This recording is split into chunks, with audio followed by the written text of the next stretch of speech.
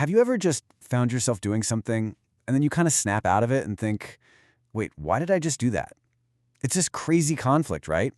On one hand, we feel like we're in the driver's seat, making all the choices.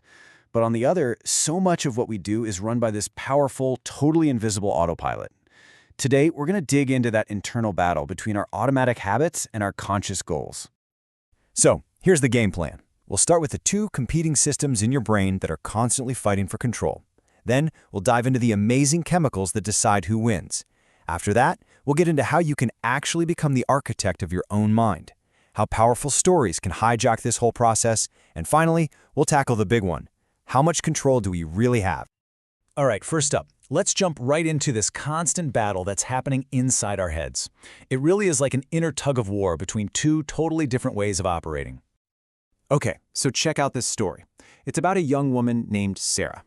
And get this, she was observing Passover, so no leavened bread. But she's at her weekly soccer practice, sees a box of donuts on the snack table, and just mindlessly grabs one. Her brain was just running its regular Saturday practice grab-a-snack program, totally ignoring her actual goals. I mean, come on, does that sound familiar to anyone? And look, Sarah's donut incident, that's not some weird one-off. It's pretty much the norm for all of us.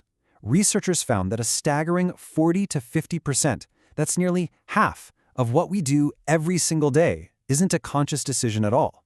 It's just a habit. Our brains are built for efficiency, and habits, well, they're the ultimate shortcut.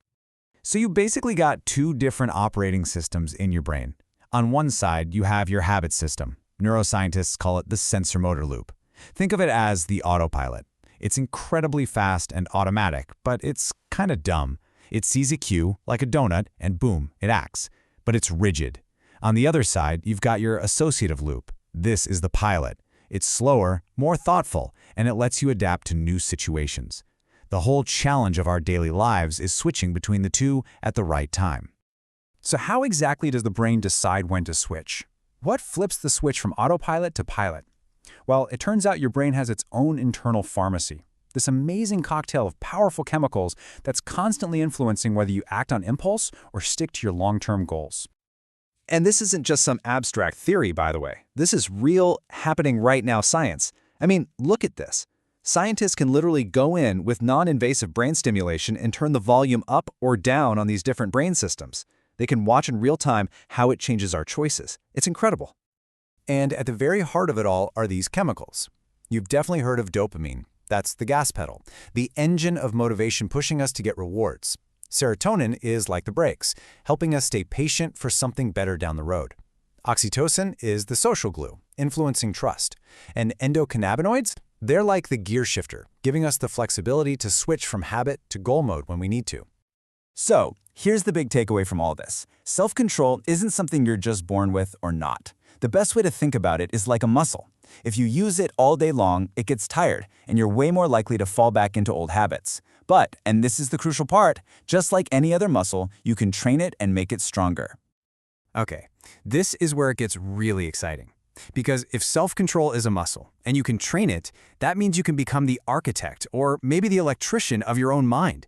You can actively change the physical wiring inside your own brain.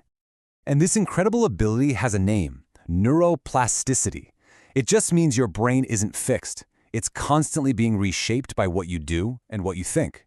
Think of it like paths in a forest. The more you walk down a certain path, the wider and clearer it gets, until it's a superhighway. Meanwhile, the paths you ignore get all overgrown. You are literally the one paving the roads. So how do you actually do the rewiring?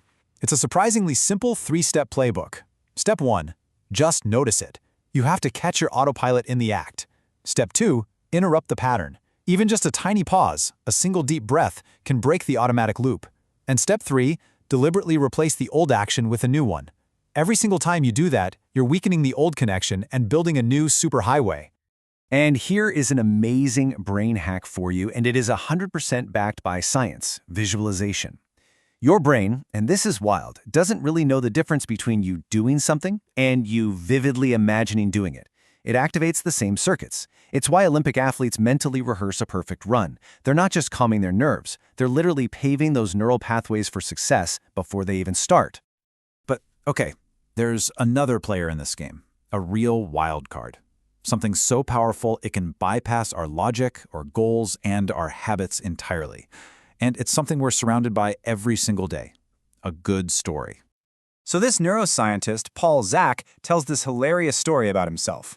He's on an airplane watching the movie $1 Million Baby, and he just starts sobbing, like full-on, heaving, ugly crying in front of all these strangers. And because he's a scientist, he's thinking, what on earth is happening to me? This is just a story. But his brain did not get the memo.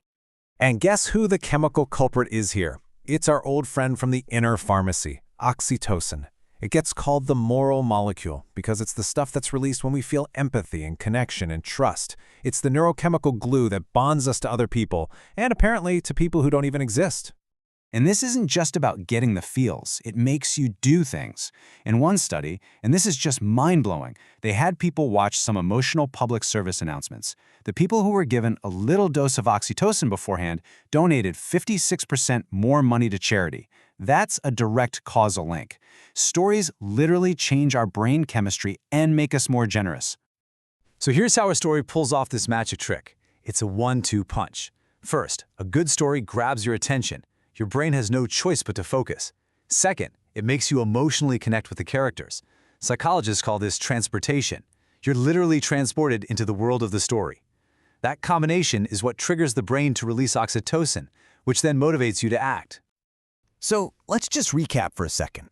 We've got these automatic habit loops running almost half our lives. We've got a whole pharmacy of chemicals pulling the levers behind the scenes. And on top of all that, a really good story can come along and just hijack the whole system.